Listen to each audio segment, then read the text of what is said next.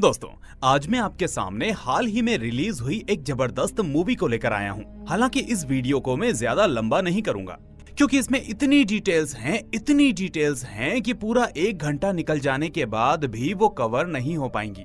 इसलिए मैंने इसको थोड़ा शॉर्ट रखा है और सबसे मेन पॉइंट्स के साथ कवर किया है। मूवी का नाम आप स्क्रीन पर देख सकते हैं, जो हाल ही में रिलीज हुई है और इसकी IMDb रेटिंग है 8.1। इस हीरो की पहली मूवी ब्लॉकबस्टर रही थी, जिसने चारों तरफ धूम मचा दी थी। इसलिए उस मूवी का नाम आपको पता हो तो मुझे कमेंट में जरूर बताना। तो चलिए शुरू करते हैं आज की ये एक्सप्लेनेशन। लेकिन आगे बढ़ने से पहले इस वीडियो को लाइक और चैनल को सब्सक्राइब करके बेल आइकन को दबा देना। तो मूवी की शुरुआत में हमें सम्राट अशोक के बारे में बताया जाता है कि अशोक एक शक्तिशाली योद्धा थे, जिन्होंने हर युद्ध में विजय प्राप्त की। लेकिन कलिंग युद्ध जीतने के बाद उन्हें एहसास हुआ कि युद्ध में किसी का भला नहीं होता, ये सिर्फ विनाश लाता है, जिसमें लोग मरते हैं और परिवार तबाह हो जाते हैं। तो इस समझदारी के बाद अशोक ने युद्ध लड़ना छोड़ दिया और फैसला किया कि अब वो कभी किसी लड़ाई में शामिल नहीं होंगे। हालांकि अशोक के पास अलौकिक शक्तियां थी, इसलिए उन्होंने तय किया कि वो इन शक्तियों को त्याग देंगे ताकि भविष्य में उनका कोई दुरुपयोग ना हो सके। इसलिए उन्होंने अपनी सारी शक्तियों को 9 पवित्र ग्रंथों में बांट दिया। इनमें से 8 ग्रंथों में उनकी सिद्धियां यानी शक्तियां थी, जबकि 9वें ग्रंथ में उन्होंने अपनी इमोर्टैलिटी की शक्ति समाहित कर दी थी। यानी अगर कोई 8 ग्रंथों को हासिल कर ले और फिर 9वें ग्रंथ को भी प्राप्त कर ले तो वो अमर हो सकता है। लेकिन अशोक को डर था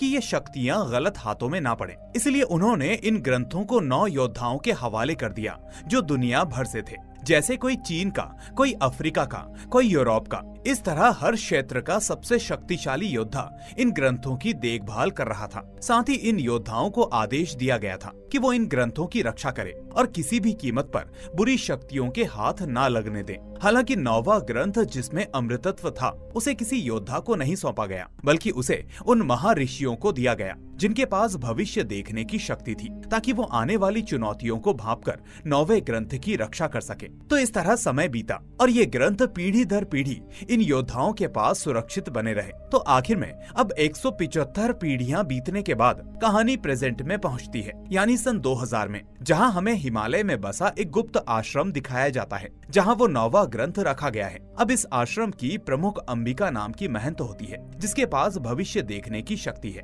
फिर ध्यान में लीन होकर अंबिका को भविष्य का एक दृश्य दिखाई देता है, जहां उन्हें पता चलता है कि कुछ सालों बाद एक शक्तिशाली और दुष्ट आदमी उभरेगा, जो न सिर्फ इन ग्रंथों के बारे में जानता होगा, बल्कि उन्हें हासिल करने के लिए हर योद्धा को मार डालेगा। फिर 8 ग्रंथों के बाद वो 9वें ग्रंथ पर भी हमला करेगा और अमर होने की कोशिश करेगा। अब ये देखकर अंबिका डर जाती है और सोचती है कि इसे कैसे भी करके रोकना होगा, वरना ये दुष्ट आदमी ग्रंथों की शक्तियां हासिल करके अमर होकर पूरी दुनिया पर कब्जा कर लेगा और उसे बर्बाद कर देगा। इसलिए अब अंबिका दुनिया भर के 8 योद्धाओं को बुलाती है और उन्हें सारी कहानी बताकर चेतावनी देती है कि वो अपने ग्रंथों की रक्षा के लिए और सतर्क रहें। साथ ही वो उनको सुझाव देती है कि सभी योद्धा एकजुट हो जाएं, ताकि भविष्य में उस दुष्ट आदमी के हमले का सामना एक साथ कर सके। लेकिन वो योद्धा अंबिका की बात नहीं मानते, क्योंकि उनके अंदर अपनी शक्तियों का घमंड होता है और वो सोचते हैं कि वो खुद इतने शक्तिशाली हैं कि किसी भी हमले को आसानी से नाकाम कर देंगे।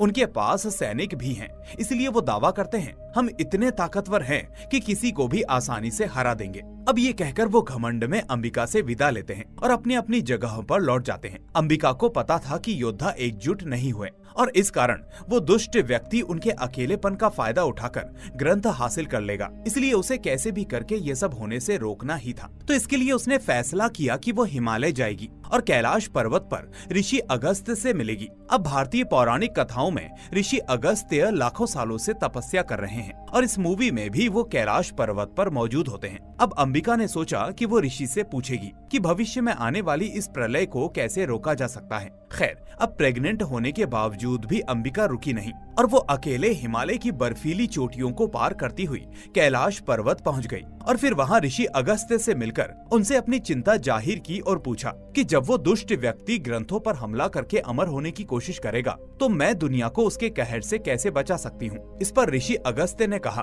उस दुष्ट को रोकने का रास्ता सिर्फ तुम्हारे पास है और तुम ही उसे रोक सकती हो, लेकिन इसके लिए तुम्हें एक बड़ा त्याग करना होगा, ऐसा त्याग जो तुम्हारे लिए सबसे बड़ा होगा। अब अंबिका इसके लिए तैयार हो गई और उसने पूछा कि मुझे क्या त्याग करना होगा। तो ऋषि ने जवाब दिया कि तुम्हें अपने होने वाले बेटे को त्यागना होगा, वो बेटा जो अभी तुम्हारी कोख में है। ऋषि ने समझाया कि तुम्हारा बेटा कोई साधारण मनुष्य नहीं है, बल्कि उसमें अलौकिक शक्तियां हैं।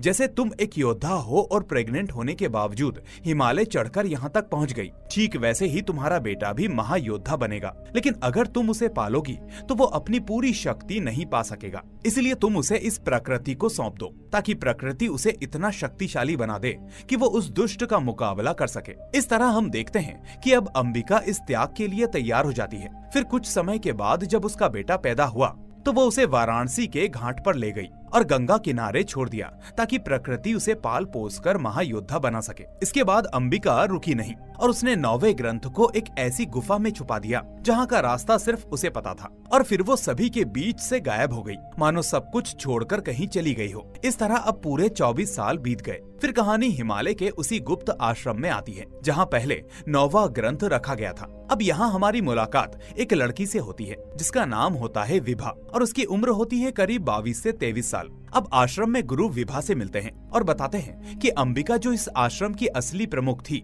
वो 24 साल पहले चली गई और उसने अपने बेटे का त्याग करके उसे प्रकृति की गोद में सौंप दिया था, और फिर आखिर में वो 9वें ग्रंथ को छुपाकर गायब हो गई। लेकिन अब उसकी भविष्यवाणियां सच हो रही हैं। जिस दुष्ट व्यक्ति की बात उन्होंने की थी वो अब सामने आ चुका है, क्योंकि उसने अपनी शक्तियों से 6 ग्रंथों को हासिल कर लिया है। इसलिए अब वो बचे हुए 2 ग्रंथों के बाद 9वें ग्रंथ की ओर बढ़ेगा, और अगर उसे वो अमृत वाला 9वां ग्रंथ मिल गया तो वो अमर हो जाएगा। फिर गुरु आगे कहते हैं कि उसे रोकने की शक्ति सिर्फ अंबिका के बेटे के पास है, और अब वक्त आ गया है कि उसे ढूंढा जाए और युद्ध के लिए तैयार किया जाए। अब इसके बाद वो गुरु विभा को ये जिम्मेदारी सौंपते हैं कि वो अंबिका के बेटे को ढूंढे और उसे युद्ध के लिए तैयार करे। इसलिए अब विभा बिना देरी किए वाराणसी पहुंचती है, जहां अंबिका ने अपने बेटे को छोड़ा था। फिर वहां उसकी एक खास शक्ति काम आती है, जिससे वो किसी के भी दिमाग को पढ़ सकती थी। अब इस शक्ति से वो अंबिका के बेटे के बारे में जानकारी जुटाती है और एक साधु से मिलती है जिसने उस बच्चे को पाला था। फिर वो साधु उसे बताता है कि उसका नाम वेदा है, जो कुछ समय उसके साथ रहा, लेकिन 10-12 साल की उम्र में अचानक से तारों की दिशा देखकर उसने कोलकाता जाने का फैसला किया और वहां चला गया। इस तरह अब ये जानकर विभा कोलकाता जाती है, जहां उसे पता चलता है कि वेदा कुछ साल वहां रहा, लेकिन फिर हैदराबाद चला गया। फिर विभा समझ जाती है कि वेदा इस वक्त हैदराबाद में है, जिसके बाद वो वहां के लिए निकल पड़ती है। इसके बाद सीन शिफ्ट होता है और हम हैदराबाद में वेदा को देखते हैं। वेदा इस वक्त 24 साल का है और अपने 2 दोस्तों के साथ रहता है। वो और उसके दोस्त मिलकर छोटे मोटे काम करते हैं, जैसे महंगी घड़ियां, जूते और कपड़ों की नकली कॉपियां बनाकर उन्हें सस्ते में बेचते हैं, जिससे उनका गुजारा चलता है। लेकिन वेदा एक अच्छा इंसान है और अक्सर जाने अनजाने में लोगों की मदद करता है। फिर कहानी में एक ऐसी गैंग सामने आती है जो गांजा सप्लाई करती है, और जब वेदा को इसकी जानकारी मिलती है तो वो उनके सारे गांजे को जला देता है। लेकिन इस वजह से गैंग से उसकी और उसके दोस्तों की लड़ाई हो जाती है, और इस बीच पुलिस वहां पहुंचती है और सभी को पकड़कर थाने ले जाती है। अब उसी वक्त विभा भी वहां पहुंच जाती है और वेदा और उसके दोस्तों को पुलिस स्टेशन से बाहर निकलवा लेती है। हालांकि पुलिस ऑफिसर उससे कहता है कि आखिर में वेदा और उसके साथियों को क्यों छोड़ूं? तो विभा कहती है कि सर, वो नशे का आइटम तो वैसे भी जल गया, इसलिए आप प्रमोशन के लिए झूठा केस बनाने के लिए वो आइटम ढूंढोगे तो भी आपको वो मिलेगा नहीं। फिर क्या फायदा इन लड़कों को पकड़ने का? अब विभा वेदा से मिलती है और उसे सारी कहानी बताती है, जिसमें ये भी शामिल होता है कि वो एक महायोद्धा है। लेकिन वेदा इस बात को हंसी में उड़ा देता है और विभा की बातों को गंभीरता से नहीं लेता। फिर विभा उसे समझाने के लिए कई उदाहरण देती है और कहती है कि वेदा चाहे बुरे काम करने की सोचे, लेकिन उसके कर्म हमेशा अच्छे होते हैं, क्योंकि उसे किसी खास मकसद के लिए चुना गया है। अब वेदा इसे भी नहीं मानता और कहता है, मैं सिर्फ बुरे काम करता हूँ, अच्छाई मेरी डिक्शनरी में नहीं है। तो इसे साबित करने के लिए वो विभा को अपने दोस्तों के साथ एक गाड़ी के पास लेकर जाता है और कहता है कि अब मैं इस गाड़ी को चोरी करूंगा, जो एक बुरा काम है। फिर वो उस गाड़ी को चुरा लेता है, लेकिन थोड़ी दूर जाने पर उसे उस गाड़ी से बच्चों की आवाज सुनाई देती है और फिर डिग्गी खोलने पर उसे उसके अंदर 2 छोटी बच्चियां मिलती हैं, जो एक किडनैपर द्वारा अगवा की गई थी। तो इस तरह वेदा उन्हें आजाद कर देता है और उन्हें उनके घर पहुंचा देता है। ये सब होने के बाद अब विभा उससे कहती है कि देखा, इस बुरे काम में भी अच्छाई थी। लेकिन वेदा अब भी नहीं मानता, जिसके बाद विभा उसे उसकी माँ के बारे में बताती है कि उन्होंने उसे प्रकृति के बीच में छोड़ दिया था, जिस पर वो कहता है कि मुझे तो अपनी माँ का नाम तक याद नहीं, मैं तो बनारस में पला बड़ा हूँ और फिर कोलकाता के बाद यहाँ आ गया, और इसी बीच जब मैं बनारस में था तब कोई माँ मुझसे मिलने नहीं आई। अब ये सुनकर विभा उसे एक खास हस्त मुद्रा सिखाती है और उसे सिर पर लगाने को कहती है। फिर जैसे ही वेदा ऐसा करता है तो उसे अपनी माँ अंबिका के गर्भ में बिताए समय की स्मृतियाँ याद आने लगती हैं। अब वो अपनी माँ को याद करता है और उनकी बातें समझ लेता है, जिससे उसे अपनी सच्चाई का पता चल जाता है। इसके बाद विभा कहती है कि अब अगर तुम तैयार हो तो मेरे साथ आ सकते हो, और ये कहकर वो अपने होटल रूम में चली जाती है। अब इस बीच कहानी का दूसरा पहलू शुरू होता है, जहां हम मूवी के विलन महावीर लामा से मिलते हैं। असल में महावीर लामा बेहद दुष्ट और शक्तिशाली है और उसने अब तक 6 योद्धाओं को हराकर उनके ग्रंथ हासिल कर लिए हैं, साथ ही उन सभी को मार डाला है। इसके बाद अब वो 7वें ग्रंथ की ओर बढ़ता है, जो जापान में एक निंजा योद्धा की रक्षा में है। अब निंजा के पास शक्तिशाली सैनिक भी हैं, लेकिन महावीर लामा न सिर्फ सैनिकों को बल्कि निंजा को भी हरा देता है और 7वां ग्रंथ भी हासिल कर लेता है। फिर वो 8वें ग्रंथ के लिए मोरक्को पहुंचता है, जहां एक अफ्रीकी योद्धा उसकी रक्षा कर रहा था। इसके बाद महावीर लामा इस योद्धा और उसके सैनिकों को भी पराजित करके वो 8वां ग्रंथ भी हासिल कर लेता है। तो इस तरह अब उसके पास 8 ग्रंथ हैं, जिसके बाद बचा है सिर्फ 9वां ग्रंथ, जो अमृतत्व देता है, यानी इमोर्टैलिटी। लेकिन 9वां ग्रंथ अंबिका ने एक ऐसी जगह छुपा दिया है जहाँ का पता किसी को नहीं है। अब कहानी में महावीर लामा की प्रेमिका युका सामने आती है, जो उसकी प्रेमिका से ज्यादा उसकी साझेदार होती है। हमें पता चलता है कि युका भी एक माहिर योद्धा है और इतनी प्रशिक्षित है कि अकेले 100 से 200 लोगों को हराने का दम रखती है। असल में पिछले 10 सालों से वो एक आश्रम में छात्रा के रूप में छुपी हुई थी, जहां उसका मकसद 9वें ग्रंथ के आश्रम की लोकेशन ढूंढना था। और इस बीच जैसे ही उसे 9वें ग्रंथ के आश्रम का पता चलता है, उसके बाद वो अपने आश्रम के प्रमुख गुरु को मारकर हिमालय की तरफ निकल पड़ती है, जहां अंबिका का वो गुप्त आश्रम मौजूद है। फिर वहां पहुंचकर वो विभा के गुरु से मिलती है और उनसे पूछती है कि 9वां ग्रंथ कहाँ है, लेकिन वो गुरु उसे कुछ नहीं बताते और वहां से जाने के लिए कह देते हैं। अब इस दौरान एक कबूतर गुरु के पास पहुंचता है, जिसे विभा ने भेजा था। वो देखते हैं कि उस कबूतर के साथ एक चिट्ठी होती है, जिसमें विभा ने लिखा है कि उसने योद्धा यानी वेदा को ढूंढ लिया है और जल्द ही उसके साथ लौट रही है। अब युका भी उस कबूतर को पकड़कर उस चिट्ठी को पढ़ लेती है और सब समझ जाती है। इसके बाद वो सबसे पहले गुरु को मार देती है और फिर वो उस कबूतर के पैर में ट्रैकर लगाकर उसे वापस उड़ा देती है, ताकि विभा का पीछा कर सके। इस तरह अब युका अपने साथियों के साथ कबूतर को ट्रैक करती है और उसी होटल तक पहुंच जाती है जहां विभा ठहरी हुई थी। फिर वहां कुछ देर की मशक्कत के बाद वो आखिरकार विभा तक पहुंचने ही वाली होती है कि उससे पहले विभा किसी तरह से बचकर वेदा के पास पहुंच जाती है।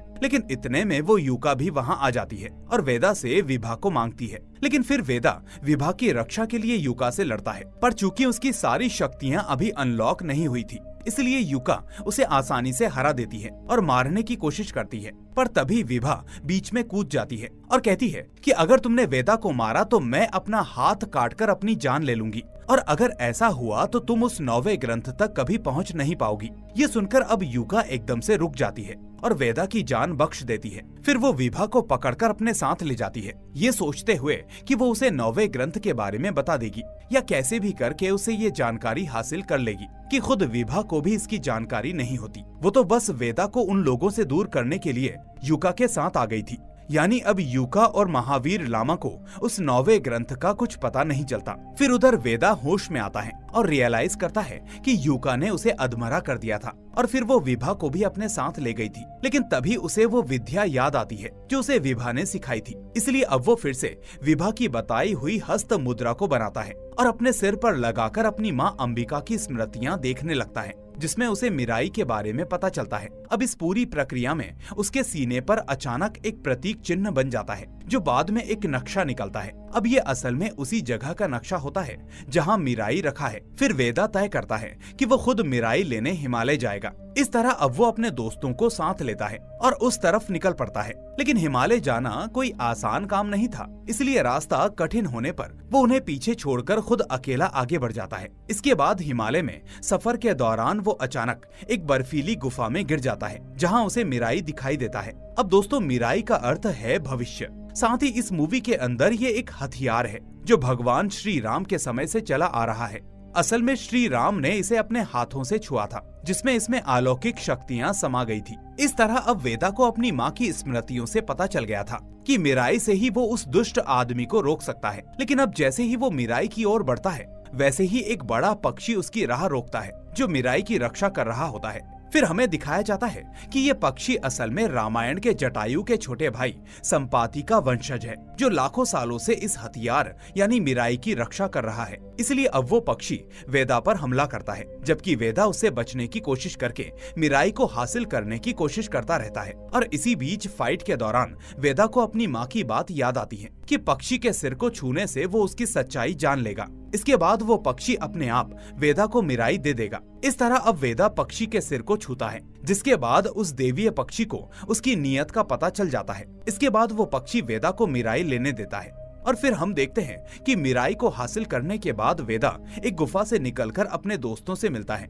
उधर ऋषि अगस्त्य को पता चलता है कि वेदा ने मीराई ले लिया है, इसलिए अब वो भी उसकी मदद के लिए पहुंचते हैं और कहते हैं कि मेरा नाम ऋषि अगस्त्य है और इस मीराई में अलौकिक शक्तियां हैं, लेकिन फिर भी इसको इस्तेमाल करने से पहले तुमको उन शक्तियों को धीरे धीरे अनलॉक करना होगा और फिर इस हथियार को चलाना सीखना होगा। इस तरह अब ऋषि अगस्त्य उसे सलाह देते हैं कि तुमको मीराई लेकर पहले भगवान श्री राम की नगरी यानी अयोध्या जाना होगा, जहां तुम्हें आगे जाने का रास्ता भी मिल जाएगा और साथ में मीराई को इस्तेमाल करने की ट्रेनिंग भी मिल जाएगी। तो इसके बाद वेदा अपने दोस्तों के साथ अयोध्या पहुंचता है, लेकिन इतने में यूका वहां अपने सैनिकों के साथ आकर हमला कर देती है। अब वेदा देखता है कि यूका यहाँ पर विभा को भी अपने साथ लाई है। इसके बाद वो इस लड़ाई में मीराई की शक्तियों को अनलॉक कर लेता है और यूका को पराजित करके अधमरा कर देता है। साथ ही वो उसके सभी सैनिकों को भी हरा देता है और फिर विभा को लेकर वहाँ से निकल जाता है। अब हम देखते हैं कि विभा को बचाने के बाद वेदा अपनी माँ अंबिका की स्मृतियों को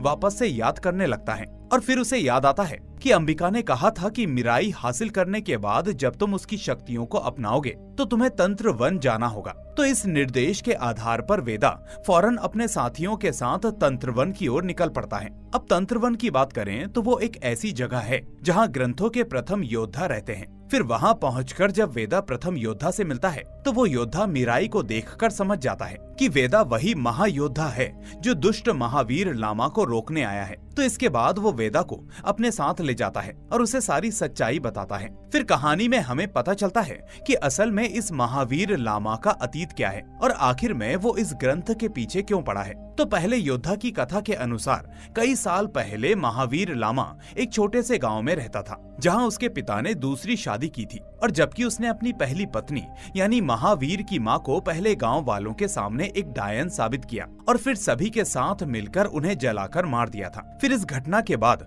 गांव वालों ने महावीर को भी मनहूस कहना शुरू कर दिया था और साथ ही उन्होंने उसे डायन का बेटा कहते हुए गांव से उसका तिरस्कार कर दिया था। अब इस अपमान से तंग आकर महावीर ने भगवान से मदद मांगी, लेकिन जब उसे कोई सहारा नहीं मिला तो उसने भगवान और इंसानों से नफरत कर ली। इसके बाद उसने अपने अपमान करने वालों को मारना शुरू कर दिया और जिन जिन लोगों ने उसकी माँ को जलाया था उनके साथ साथ उसने बाकी मासूम गांव वालों को भी जला डाला। लेकिन उसी समय पर पहले योद्धा यानी मैंने उस जलते हुए गांव को देखा और इसलिए जब मैं महावीर लामा से मिला तब मुझे ऐसा लगा कि वो एक बेबस और लाचार बच्चा है जो कि अपने परिवार को गांव में खो चुका है और अब क्योंकि उसका पूरा गांव जल चुका था इसलिए मैं उसे अपने साथ ले आया और यहाँ अपने पास रख के मैंने उसे अपनी सारी शिक्षाएं दी। मैंने उसे अपनी सारी शक्तियां सिखाई, उसे जादू करना सिखाया, विद्याएं दी और साथ ही उसे अपने बेटे के बराबर का प्यार और सम्मान भी दिया। यहाँ तक कि मेरे जितने भी शिष्य थे उन सब में महावीर लामा सबसे बढ़िया था।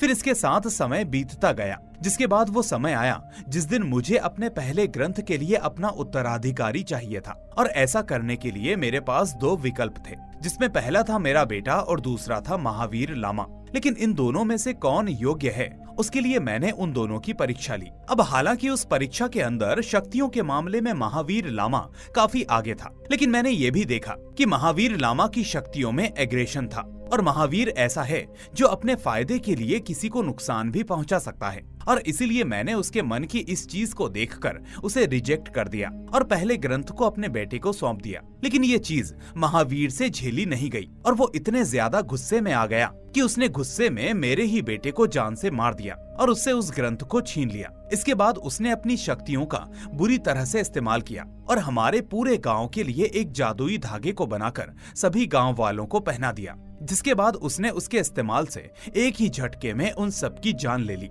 इस बीच वो इतना शक्तिशाली हो गया था कि मैं भी उसे रोक नहीं पा रहा था। लेकिन फिर उसी समय पर तुम्हारी माँ अंबिका सामने आई और उसने हम सबको बचाया। पहले तो अंबिका ने महावीर लामा को रोक दिया था, लेकिन क्योंकि उसकी शक्ति की वजह से हमारा पूरा गांव मरता जा रहा था, इसलिए अंबिका ने अपने आप को अग्नि में त्याग कर एक कवच तैयार किया, जिसकी शक्तियों से उसने हमारे पूरे गांव की जान बचा ली। इस तरह हालांकि हमारे गांव की जान तो बच गई, लेकिन अंबिका ने अपने जीवन का त्याग कर दिया। और फिर रही बात महावीर लामा की, तो वो पहले ग्रंथ को लेकर भाग निकला।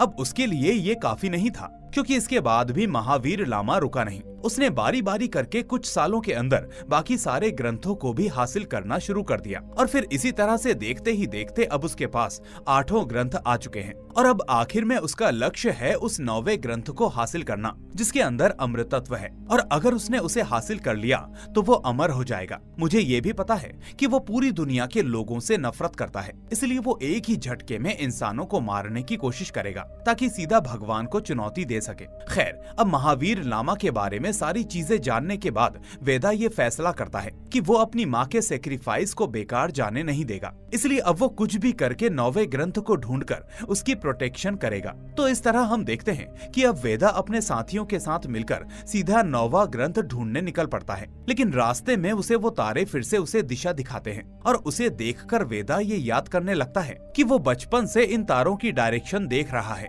यानी इन तारों के जरिए उसकी माँ ही हमेशा उसकी मदद करते आ रही थी, जो उसे अलग अलग जगहों पर भेज रही थी ताकि सही समय आने तक वो दुष्ट लोगों से दूर रह सके। तो इस तरह आज भी वो इन्हीं तारों की डायरेक्शन की मदद से आगे बढ़ता है और आखिर में उसके जरिए सीधा उसी गुफा तक पहुंच जाता है जहां पर वो 9वां ग्रंथ रखा गया है। फिर वहां पहुंचकर वेदा 9वें ग्रंथ को ले लेता है और इसके बाद अपने साथियों के साथ मिलकर उस 9वें ग्रंथ को लेकर वहां से वापस निकल पड़ता है। लेकिन फिर रास्ते में उसे पता चलता है कि महावीर लामा को इस बारे में पता चल गया है, लेकिन वो इस 9वें ग्रंथ को छू नहीं सकता था क्योंकि वेदा की माँ यानी अंबिका ने उसे श्राप दिया था कि वो उस ग्रंथ को कभी छू नहीं पाएगा। इसलिए वो उस ग्रंथ को हासिल करके अपनी प्रेमिका के जरिए उसकी शक्तियों का इस्तेमाल करने वाला था। खैर, तो इस तरह वो वेदा पर हमला कर देता है और उससे वो 9वां ग्रंथ छीनने की कोशिश करता है। फिर यहाँ पर वेदा अपनी मिराई की मदद से महावीर लामा पर हमला करता है और इस फाइट के अंदर वो महावीर लामा पर भारी तो पड़ता है,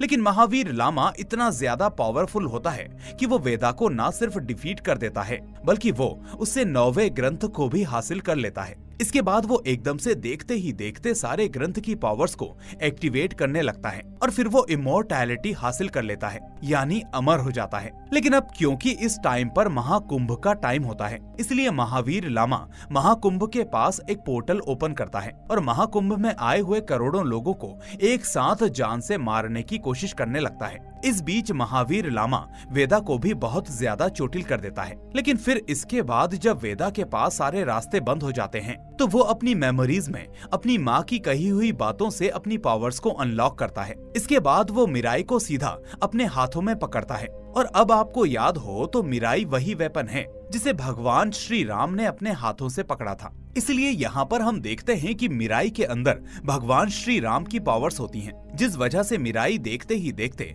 भगवान राम का धनुष बन जाता है और उसके अंदर एक तीर भी आ जाता है। इसके बाद वेदा उस तीर को सीधा महावीर लामा को मारता है और उस डिवाइन और पावरफुल तीर के अटैक से महावीर लामा, जो कि अमर हो चुका था, उसे एक ही हमले में खत्म कर देता है। फिर महावीर लामा के खत्म होने के साथ ही उसकी पावर्स के असर से महाकुंभ में मरने वाले सारे लोग भी जिंदा बच जाते हैं और इस तरह से वेदा महावीर लामा का अंत कर देता है और इसके साथ ही ये मूवी यहीं पर एंड हो जाती है। लेकिन मूवी के एंड होने के साथ ही इस मूवी के अंदर एक पोस्ट क्रेडिट सीन भी आता है और इसके अंदर हम मिराई पार्ट 2 के मेन विलेन को देखते हैं, जो महावीर के जाने के बाद और मिराई के एक्टिवेट होने के बाद वेदा से लड़ने के लिए तैयार होने लगता है और कहता है कि जो इंसाफ त्रेता युग में ना हो सका वो अब मैं कलयुग में पूरा करूंगा। और इसी के साथ ही ये मूवी एंड हो जाती है। दोस्तों, मूवी ओवरऑल काफी अच्छी है, लेकिन इसमें एक तरह से 3 टाइमलाइंस की कहानियों को जोड़ा गया है। मूवी शुरू होती है सम्राट अशोक के नरेशन से और फिर आती है रामायण पर, जिसके बाद पूरी कहानी चलती है मॉडर्न टाइम में। लेकिन इस बीच काफी कुछ ऐसे कनेक्शंस होते हैं जो अभी इस मूवी में अधूरे छोड़े गए हैं, शायद इसीलिए ताकि हम लोग दिमाग लगाते रहें और अगली मूवी में वो सब देखने को मिले। हालांकि कुछ कुछ ये मूवी हमें इन्फिनिटी वॉर की याद दिलाती है कि एक आदमी अनंत मणियों यानी इन्फिनिटी स्टोन्स के पीछे पड़ा है, लेकिन सिर्फ याद दिलाती है ऐसा कुछ है नहीं। खैर, जो भी हो, मैंने मूवी को जल्दी से जल्दी और बिना कोई बड़ा पॉइंट मिस किए एक्सप्लेन किया है। अगर आप कहोगे तो बाद में एक वीडियो पूरी डिटेल के साथ एक्सप्लेन कर दूंगा, लेकिन उससे पहले इस वीडियो को लाइक करके अपने दोस्तों के साथ शेयर कर देना। साथ ही नए हो तो चैनल को सब्सक्राइब करके बेल आइकन को भी दबा देना, ताकि आने वाली कोई भी वीडियो आपसे मिस ना हो। अब मैं मिलूंगा आपसे अगली ऐसी ही मूवी के साथ। Till then, take care and thanks for watching.